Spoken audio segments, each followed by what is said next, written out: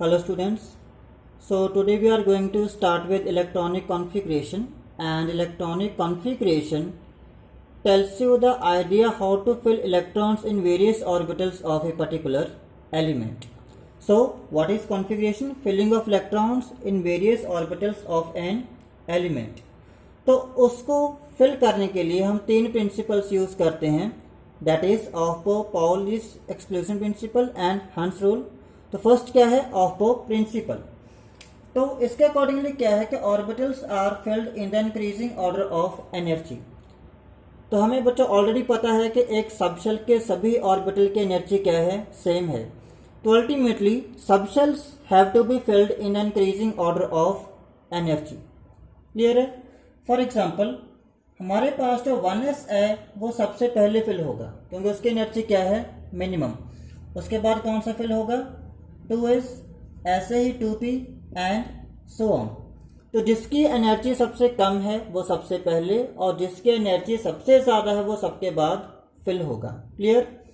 Second जो है that is Pauli's exclusion principle. Now according to this principle एक orbital में सिर्फ 2 ही इलेक्ट्रॉन्स होंगे, उससे ज़्यादा नहीं। कितने? 2 इलेक्ट्रॉन्स, और दोनों इलेक्ट्रॉन्स की स्पिन क्या होगी? Opposite. They have the opposite spin. Clear?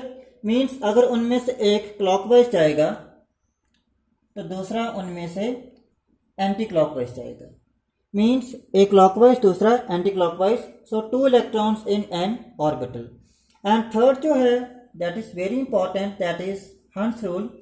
इस रूल के अकॉर्डिंगली क्या है कि एक सबशेल में ऑर्बिटल्स में इलेक्ट्रॉन की पेयरिंग तब तक स्टार्ट नहीं होगी टिल सारे ऑर्बिटल्स हाफ फिल्ड ना हो जाएं। That is pairing of electrons in orbitals of is given subshell does not start until all the orbitals get half filled. Clear है? ये तीनों बच्चों जो चीजें हैं, aufbau principle, Pauli's exclusion principle and Hund's rule, इन्हें यूज करके configuration लिखनी कैसे हैं? Let's do it with the help of some examples.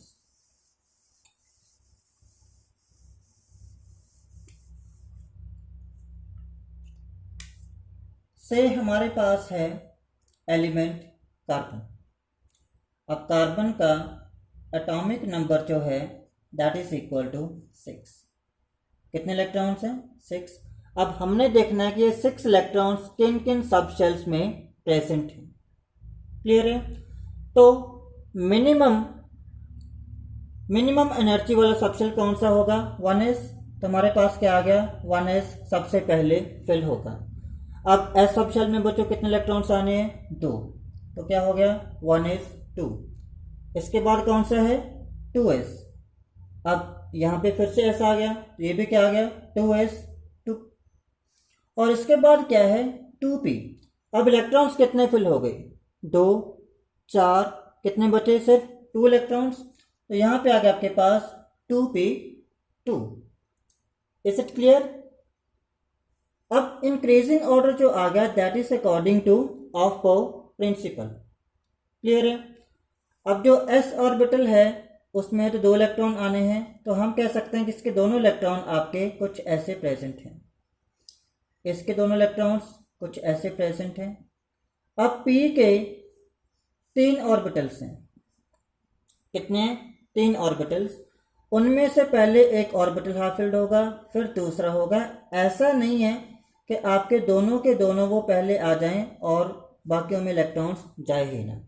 तो ये चीज़ है अकॉर्डिंग टू हंस रूल, ये चीज़ है अकॉर्डिंग टू ऑफ प्रिंसिपल। और जो 2 इलेक्ट्रॉन से ज़्यादा नहीं आ रहे that is according to Pauli's exclusion principle. तो एक और एग्जांपल हम लेते हैं। से हमारे पास है ऑक्सीजन। ऑक्सीजन का बचा एटॉमिक नंबर 8। तो जब कॉन्फ़िगरेशन लिखेंगे that will be 1s2, 2s2, अब 2p। कितने आ सकते हैं? वैसे 6, लेकिन हमें कितने चाहिए? 2, 2, 4 हो गए। एटॉमिक नंबर क्या है? 8। जस्ट 4 इलेक्ट्रॉन्स और आने हैं। Is it clear? अब इंक्रीजिंग ऑर्डर में तो आगे। अब आपने कंफ्यूज नहीं होना कि इनमें 2 ही आए और इसमें 4 आए। ये हम ऑलरेडी फाइंड आउट कर चुके हैं कि s सबशेल में सिर्फ 2 इलेक्ट्रॉन होंगे, p में मैक्सिमम 6 हो सकते हैं, d में 10 एंड अकॉर्डिंगली f में 14 इलेक्ट्रॉन्स। अब जब हम लास्ट सब शेल देखेंगे, ये हमारा है 2p, उसमें कितने इलेक्ट्रॉन्स हैं 4। अब हंट्स रूल अप्लाई कैसे करना है, तो पहले एक इलेक्ट्रॉन जाएगा, फिर second electron in the second orbital, और ऐसे third electron in the third orbital. Clear. अब जब ये आपके ऑर्बिटल्स आ गए तीनों हाफ फिल्ड हो गए, फोर्थ बचा है तो उसे यहाँ पे फिल कर देंगे, तो ये आ गया बच्चों अब according to Hund's rule. Is it clear. और यहाँ पे एक बहुत इंपॉर्टेंट चीज है कि जो बच्चों फुली फिल्ड